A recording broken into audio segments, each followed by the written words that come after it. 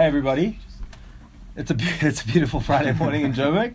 We're sitting in the studio finally after almost a decade of outright procrastination, and we finally have Mr. Carl Watson who's come in. The truth is we've been trying to film this for about 4 hours, so we're actually at the end of the session. Yeah, it's actually dinner time now. We're just going to take you through the track that he brought in, what we did to it, some of the thinking behind it, some of the patches that we've used. And then we're going to go the fuck home because we've been here for about 6 hours like caged animals. So, all right, enjoy that then. Okay, sweet. So, one of the main leads that Carl brought in is this little bad boy. Do you just want to play that? Yeah, play that bad boy. So it's just sort of an arpeggio.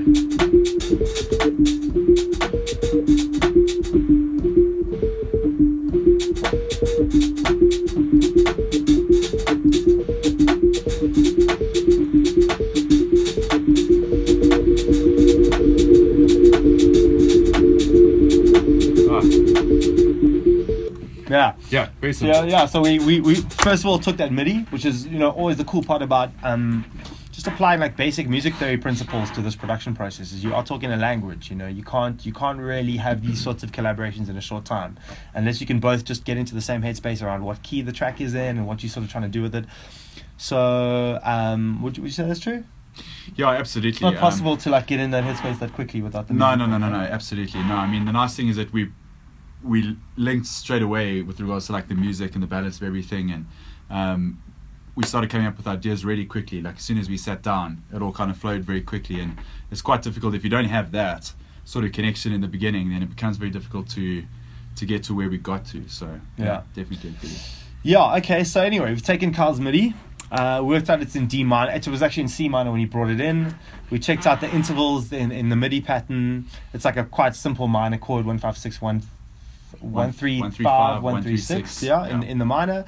We transposed everything to D because C wasn't working in the room, and everything we do is tuned pretty carefully to keys, and actually sounded better in D. It actually sounded better that's when we turn up. Yeah, absolutely. We changed the kick drum as well. The kick drum I brought with me was just a little bit fluffy. It wasn't punchy enough.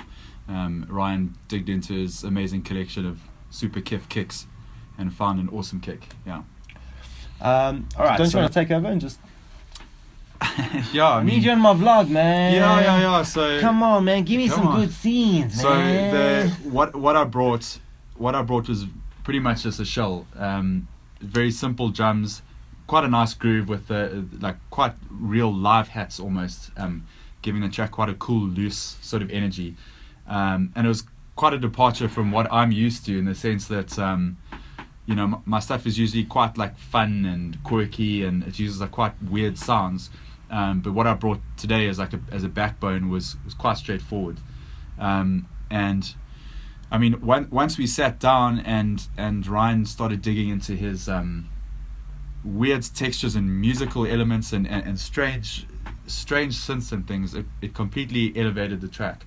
It took it into the direction I knew that it could go in when I sent it to him originally. So I know that when I sent it to Ryan, I'm going to take the fun out of Carl Watson.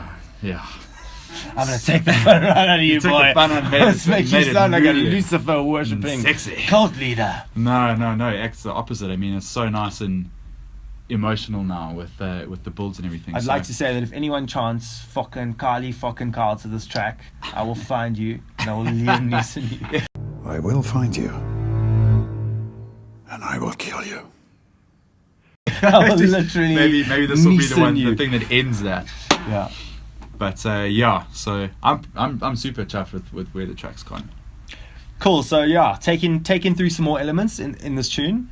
I think this goddamn Moog keeps on going out of time. This Moog is amazing. Yeah. Honestly, it's one of the most incredible things. We're taking bets on the YouTube channel as to how long it will take Carl Watson after the session to buy his first Moog Mother 32. My bet is about 30 days. Got to clear the money spending with the wife. Babes, cool. listen, I've been thinking, that holiday that was coming up? It's important. It's not coming up. Yeah, no. Right, so another thing we did in terms of just identifying keys, and not just keys, but also sort of what the melody, what the melodic idea or the motif or the riff is.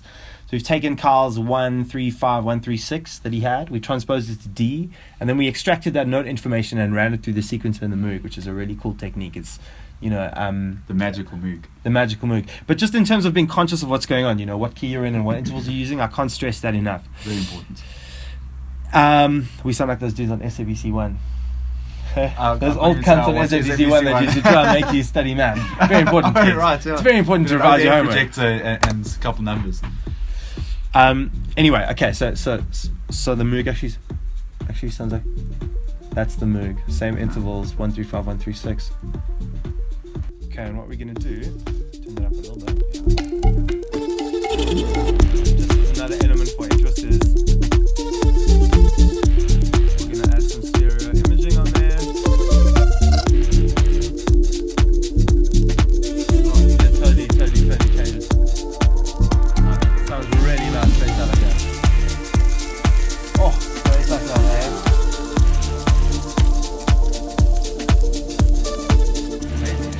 Yeah, it's really fucking nice.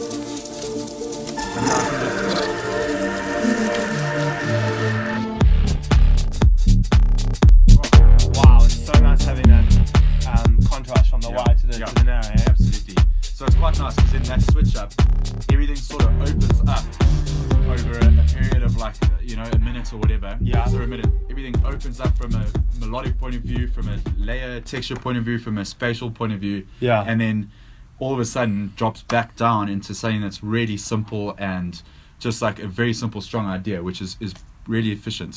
So very, very quickly, so let's just do a full play of that now, full arrangement.